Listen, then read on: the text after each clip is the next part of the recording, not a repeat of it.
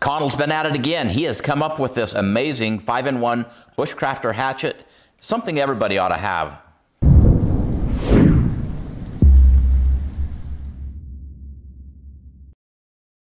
Hey, Provident Preppers, I'm Jonathan, and back with us, you probably remember Konel. He has developed this 5-in-1 bushcrafter hatchet that is really, in my opinion, much better than anything else I've seen out there, and he's going to tell us why. So welcome back, Konel. Thank you. I appreciate it. It does give me an opportunity to share some of our ideas. What we did is they took every hatchet that was on the market and took the best qualities of those, and then we've added a couple more features. First of all, it's made of 505 steel. What that means basically is that it's very strong. It won't snap in half. So when you hit something hard, it's not going to just snap in half and be a danger that way. We have what we call a full tang. So you've got steel all down through here. What that does is when you hit an object like wood, all the energy goes from the point up to the back of the hatchet and then back through. So you get almost a double hit. It's like hitting butter. The other thing we've done, we've added a tent stake puller here, so you can just get under it, pull your stakes out. On the back side, we put a hammer. One of the cool things we've really done is if you push this button in the back, then now it unlocks the ability to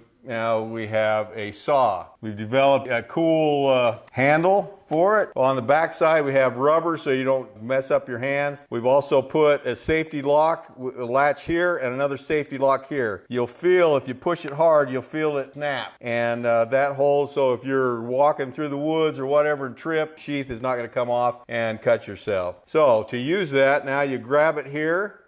Grab it here, now you can saw. The saw blade is designed so it cuts both ways. So it cuts forward and backwards. Generally in a crisis situation, you're gonna be wore out. And so this is the less amount of energy used to do the same amount of work. You'll notice that it locks, so it's not gonna fold back on you. You push the button again to unlock it, folds back in. You'll hear it click. When it clicks, now you'll know it's locked back in. So Konel, one of the things I also really like about this is this extra blade. If you're using that a lot, I suppose that's going to get a little bit dull. Yeah. Tell us how we'd go about installing that. Put your sheath on just for safety purposes. But here is a hex nut that you put. You just loosen that, and then you just take a little screwdriver, a little piece of wood or something, and you'll have a male end that'll stick out. You just push that through, and then there's a hole in the bottom here. And that just slides in there. You'll see that these little notches that are in the blade,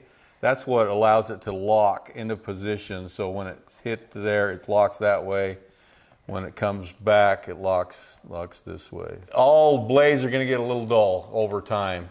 So it just gives you an extra blade.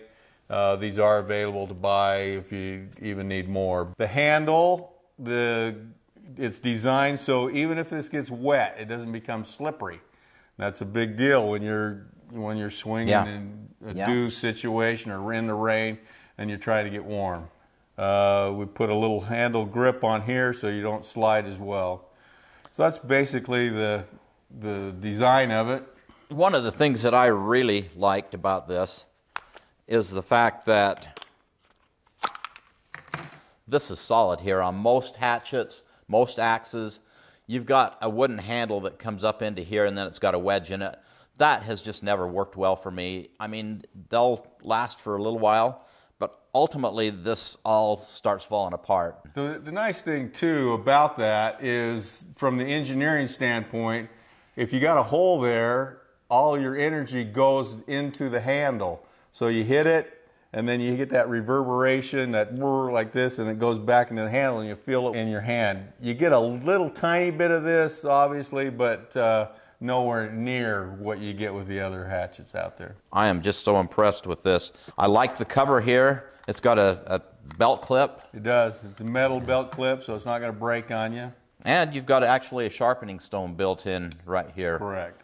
You mentioned to me that when you get this, you need to sharpen it. Correct. And tell us why that is. There's your government in action. It becomes a weapon. They won't allow us to sharpen it to a fine point and bring it in the United States without a severe penalty as a weapon. So we've chosen not to do that.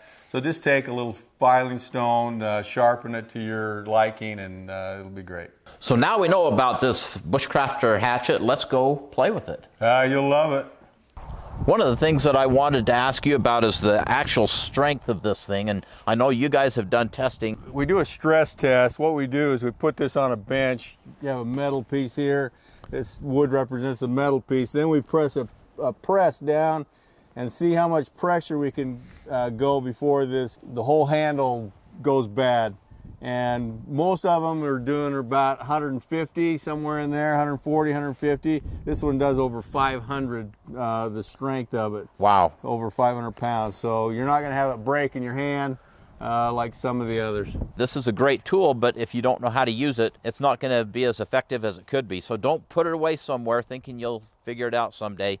Get it out and actually use this thing. Well, there you have it, the 5-in-1 Bushcrafter hatchet. I've been so impressed. I've used this a couple of times now. Certainly it's not something you're going to want to cut a cord of firewood with, but for being out in the wild and taking care of both the ability to use a hatchet and a saw built into one, this is truly an awesome little tool. A good quality hatchet is something that every prepper should have, and this is built well enough. I'll be handing this down to my kids.